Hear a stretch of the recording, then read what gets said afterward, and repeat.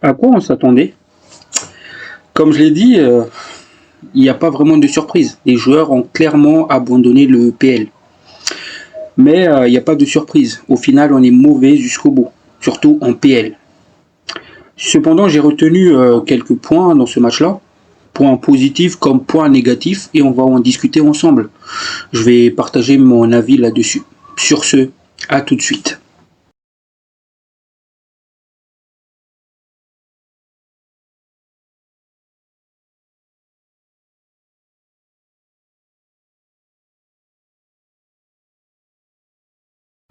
La famille, bonjour à vous. J'espère que tout va bien pour vous. Donc, pour ce qui est de ma part, on essaye de digérer ce résultat, encore une fois. On est toujours déçu. Et c'est pas une surprise, comme je l'ai dit tout à l'heure en introduction. Par contre, il faut absolument valider notre billet pour la finale. Parce que c'est un peu ça qui va sauver notre saison catastrophique en première ligue.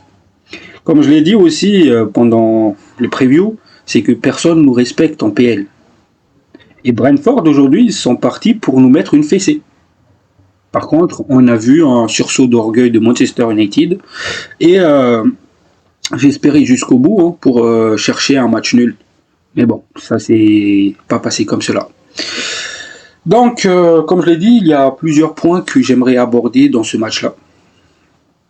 Donc, déjà, c'est une défaite de Manchester United 4-3. On va y revenir juste après sur ces buts-là. Les buts qu'on a concédés et les buts qu'on a marqués. Et les points sur lesquels j'aimerais revenir. Tout d'abord, sur la composition d'équipe. Voici la composition que Ruben Amorim a alignée aujourd'hui. Bayendir dans les cages, Frederiksen, Mathis de Ligt, Luke Shaw en défense, Patrick Dorgu à droite, Ugarte Mainou au milieu, Harry Hamas à gauche, Garnacho Mount soutien d'attaque et Obishido en pointe. Donc, comme on l'a dit lors de la preview, on allait voir des changements. Donc, le premier point qui m'énerve, c'est de ne pas voir Sékou Koné. Alors qu'il a participé aux entraînements avec l'équipe première, notamment depuis avant Bilbao. Sauf qu'il ne faisait pas partie du groupe. Donc je me dis, au final, est-ce que ça aurait pas... Enfin, je pense que c'était mieux de voir un Sékou Koné aujourd'hui. Comme ça, Ugarte pouvait se reposer. Parce qu'on a un gros match qui arrive, et j'imagine déjà que Ruben Amorim va partir sur un double pivot, Ugarte, Casemiro. Parce qu'il a tendance à mettre ça en Europe. Donc je me dis qu'il serait peut-être temps de mettre justement un Sékou Koné pour disputer ce match face à Brentford. Comme ça, on aurait le double pivot frais, et comme cela, on va jouer un match XXL à domicile pour faire un peu, pour apporter de la joie aux fans. Et surtout pour valider notre ticket pour la finale. Donc voilà, ça c'est le premier point qui m'a énervé, c'est ne pas avoir vu un Sékou Koné sur le terrain. Maintenant, si on va descendre un poil plus bas, en défense centrale, grosse surprise, Mathis de Ligt titulaire, alors qu'il revient de blessure. Quand j'ai vu la composition d'équipe juste avant le match, je me suis dit, s'il vous plaît, pas de blessure de Ligt aujourd'hui. Pourquoi? Parce que cette situation-là qu'on a vécue aujourd'hui, on l'a déjà vécue à plusieurs reprises par le passé. C'est-à-dire le joueur, il revient de blessure, il est titulaire. Je parle là par exemple de Luke Shaw sous l'ère Ténard qui est revenu titulaire, il se reblesse derrière. Pareil, Lisandro Martinez, on a déjà vécu cela aussi. Pareil pour Mason Mount. Donc j'espère aussi que ce point-là, ça va servir de leçon à Ruben Amorim.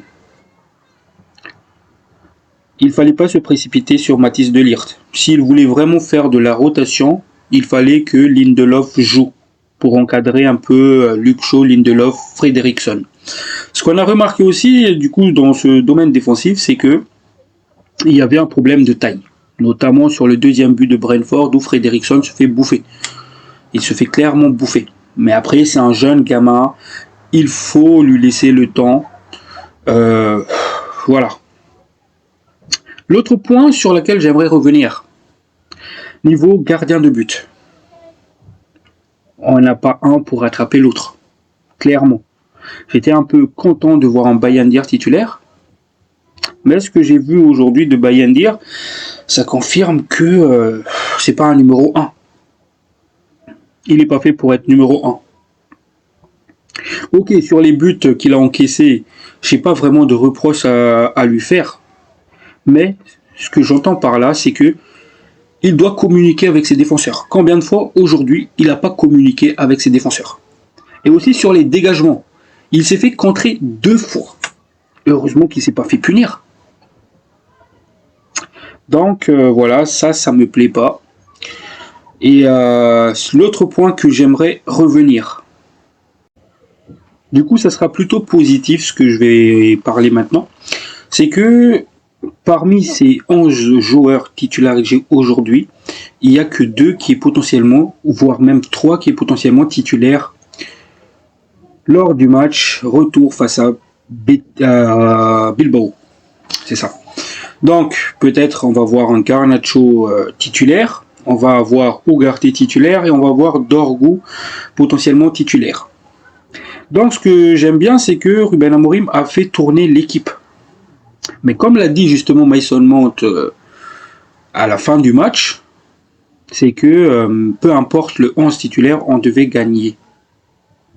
On devait punir cette équipe pour éviter cette situation qu'on a eue en fin de match. Par contre, ils ont cru jusqu'au bout.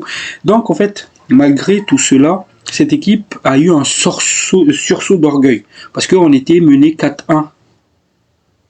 Donc là, on a eu un sursaut d'orgueil. Donc, pour moi, mais seulement, du coup, je pense que là, on part là sur un vraiment premier mi-temps XXL de Mason Mount. Je pense que c'est un des meilleurs matchs qu'il avait fait à Manchester United, si je m'abuse.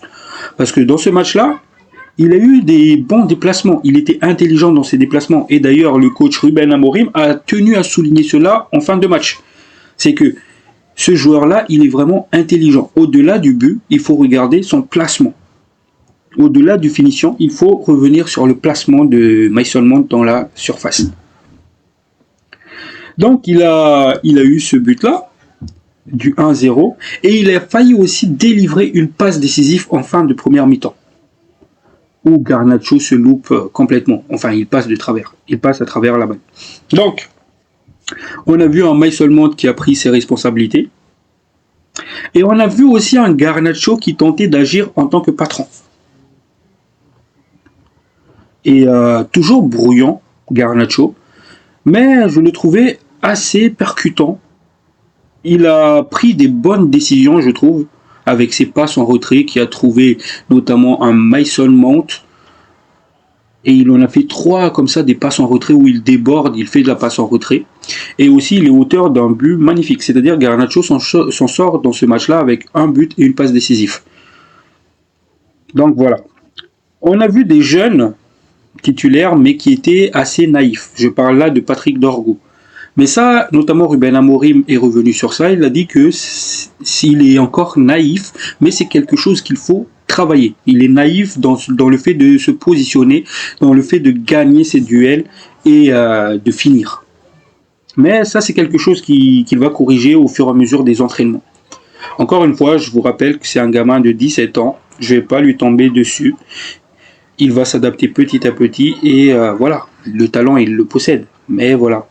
Par contre, le point que j'aimerais sur laquelle aussi Obishido travaille, c'est de mieux presser, parce que j'ai vu par exemple en première mi-temps ou même en deuxième un Garnacho qui était agacé que il va pas presser, il attend. Donc voilà.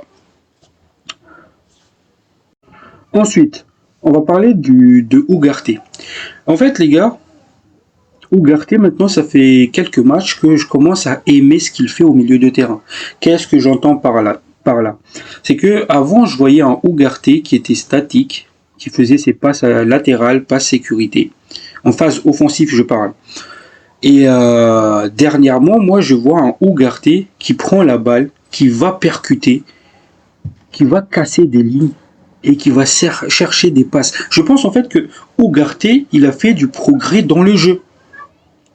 C'est un ressenti que je ressens maintenant sur plusieurs matchs. Bilbao, aujourd'hui et le match d'avant. J'ai remarqué cela. Donc j'espère qu'il continue comme cela, parce que je commence à aimer du coup s'il va jouer comme cela. Parce que c'est un des faits que j'adore chez Ederson de Atalanta. C'est que quand il a la balle, il n'hésite pas de casser des lignes. Ou même De Jong du Barça. Il n'hésite pas à partir, à dribbler. Et ça, j'adore. Et surtout, balle au pied, il commence à ne pas perdre beaucoup de balles. Et il commence aussi à faire des passes en profondeur. Et il commence à trouver de la précision. Et on commence aussi à le trouver dans la surface. Donc ça, c'est un point que j'adore maintenant chez Ugarte. Encore une fois, tout n'est pas parfait. Il y a clairement encore une marge de progression. Mais petit à petit, je pense que ça va devenir un monstre. C'est un ressenti que j'ai. Je commence à garder espoir sur Ugarte. Enfin, on va parler de Amad. Alors là, ça m'a fait plaisir. Il est de retour. Il a eu quelques minutes encore dans les jambes. Et il est parti marquer le but qui était magnifique. Parce que là, il va partir en percussion, en débordement. Crochet, il revient sur son gauche. Il part dans l'axe. Et là, il enroule. Ça passe entre les jambes du gardien. Un peu de sens, du coup. Mais ça va le faire du bien. Il a marqué. Parce qu'on a besoin d'un retour en forme de Amad Diallo. La finale, on a besoin d'un Amad XXL à 100% de ses moyens. Et ça, c'est un retour qui va être important pour nous. Parce que les gars, moi je l'ai dit tout souvent, quand Amad Diallo il est sur le terrain, je perds pas espoir. Juste pour vous montrer à quel point j'ai confiance en ce gars-là, on était en train de perdre 4-1. Et je me dis, il y a moyen. Il y a moyen. Parce qu'il y a Amad. La confiance que j'ai en ce gamin, il est pétri de talent. Pour moi, Amad, c'est le futur. Je pense que le front offensif de Manchester United doit se construire autour de Amad Diallo. C'est le futur. Donc voilà, maintenant on va discuter des stats dans ce match-là. Donc, on a eu beaucoup de tirs au but. On a eu 14 tirs, dont 5 cadrés. Encore une fois, ça ne fait pas beaucoup de tirs cadrés. Position de balle, c'était à notre avantage. Et précision de passe, c'est à peu près pareil les deux équipes, 80-82%. Donc, si on va parler de stats défensifs, niveau de duel gagné, on a clairement perdu dans ce domaine-là. Quand je vous dis que l'importance des duels gagnés dans un match de football, je ne sais pas si vous avez remarqué, à chaque débrief, je parle toujours des duels gagnés. Et la plupart du temps, quand on arrive à gagner ces duels, on gagne le match. Et qu'à chaque fois qu'on perd ces duels, on perd le match. C'est encore le cas aujourd'hui. Donc, duel gagné, c'était dominé par Brentford aujourd'hui. Brentford, vraiment, très belle équipe, hein, les gars. Ok, c'était l'équipe B qu'ils ont affronté, mais c'est une très belle équipe. Donc voilà, maintenant on va revenir vite fait sur les buts marqués et encaissés. Donc le premier but marqué, c'était marqué par Mason Mount. Du coup, l'action du premier but, elle était magnifique. Et c'était Kobbie Mainoo à la baguette. Regardez sur cette image, les gars. Mainoo reçoit la balle. Petite passe en clocher pour Garnacho en profondeur. Elle était magnifique la passe, elle était dosée, elle était juste et c'était magnifique. Mais Mainoo, les gars, c'est un joueur pétri de talent. Mais cette saison, c'est pas sa saison. Il a connu des hauts et des bas cette saison, et notamment beaucoup de blessures. Mais Mainoo, s'il retrouve la forme, son niveau de l'année dernière, on tient là un des pépites, les gars, un des meilleurs pépites du monde. Parce que c'est un joueur calme. Et notamment dans ce match-là aussi, on a vu un Kobbie Mainoo qui était présent dans le jeu pendant les 30 premières minutes du match. enfin jusqu'au 1 partout. Après, au fur et à mesure du match, il a commencé à disparaître. Mais j'ai vu un Mainou très très intéressant dans le création de jeu, hein. Et notamment ce passe-là qu'il fait à Garnacho. Et Garnacho qui reçoit la balle dans sa course. Et justement, derrière, il passe la balle. Il le sent, il lève la tête, il voit l'appel de Mason Mount dans l'axe et il envoie la balle ras de terre. Bah oui, Mount il pouvait pas rater cela. Elle était magnifique cette action. La construction de ce but-là, j'ai vraiment aimé. C'était magnifique. Donc le match en soi, ça partait en première mi-temps, au début du match, ça partait par une domination, une légère domination de Brentford. Mais après, au fur et à mesure du match, on commençait à prendre l'ascendant, on commençait à sortir proprement la balle, confisquer la balle, et ce qui a amené le but de Mason Mount. Mais juste après ce but-là, on continuait à jouer comme on a joué en fait. Mais, cafouillage, tir de Damsgaard, il me semble, dévié par Luke Shaw. Et Mazraoui qui avait, enfin, Bayandir qui avait anticipé la trajectoire de la balle, il s'est fait prendre. Donc, un partout. Et c'était à partir de là, c'était là le tournant du match. Parce que juste derrière, les Bees, ils ont pris confiance. Et ils ont voulu nous faire mal. À ce niveau-là, Luke Shaw, tu n'avais pas le droit de faire cette erreur-là.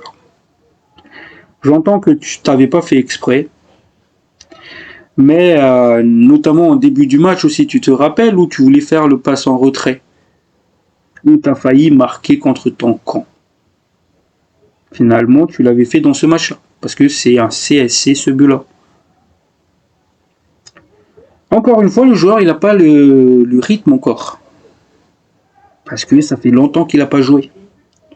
Mais jusqu'à quand on va se servir de cela comme excuse? C'est qu'on parle quand même là d'un Luke Shaw, un joueur qui est censé avoir beaucoup d'expérience.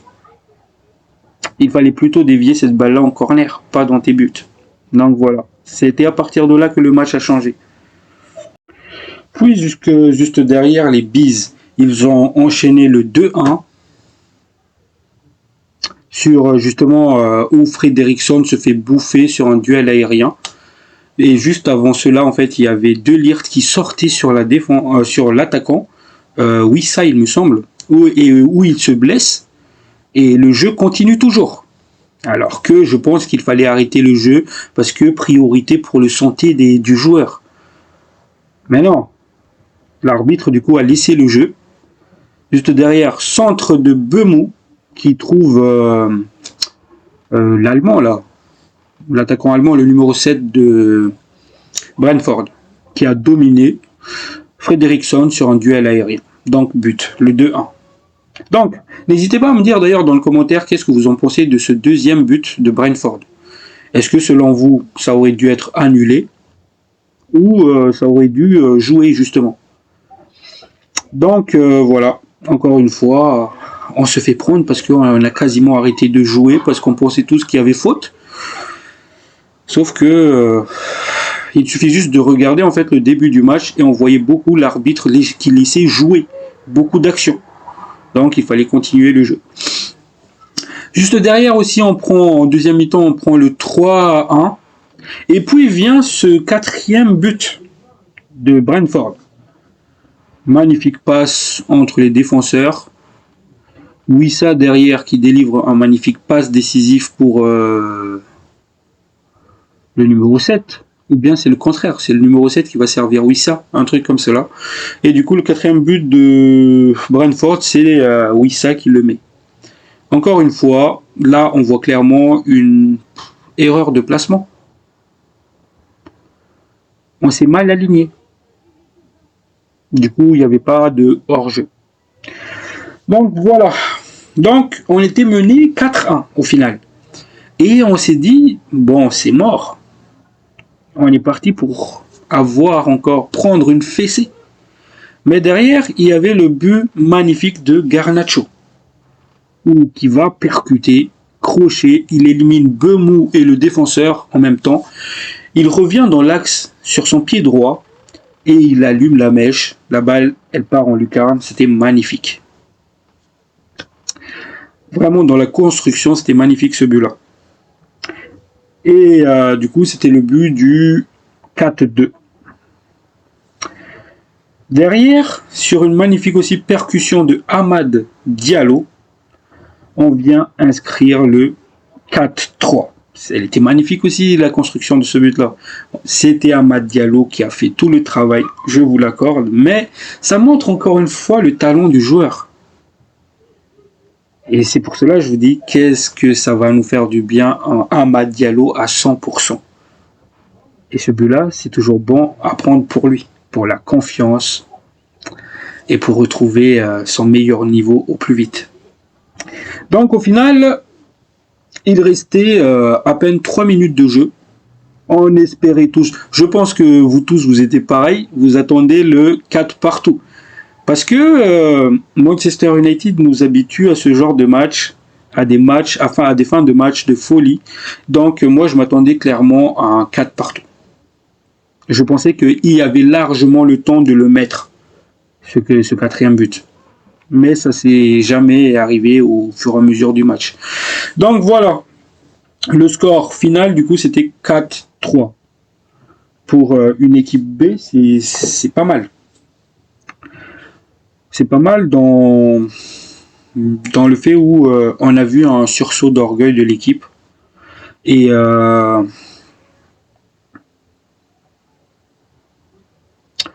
surtout aussi des joueurs comme Mason Mount, Hamad Diallo et Garnacho qui ont marqué.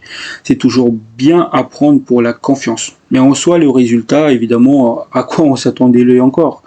Au final, moi, je ne m'attends pas à grand-chose. Hein. Comme je l'ai dit lors de la preview, je ne m'attends plus à grand-chose, notamment en PL. Mais vu que ces joueurs-là, c'est-à-dire Mount, Garnacho, Hamad Diallo, vu qu'ils ont marqué, ça va faire du bien pour leur confiance. Parce qu'on a besoin de ces 3 gars-là à 100% de leur forme pour aller chercher cette coupe de Europa League. Voilà, j'ai fait le tour de tout ce qui est à dire. Donc, j'espère que ça vous a plu. N'hésitez pas à me dire, à me partager vos ressentis dans les commentaires. Sur ce, l'équipe, prenez soin de vous. La paix sur vous. Ciao, ciao.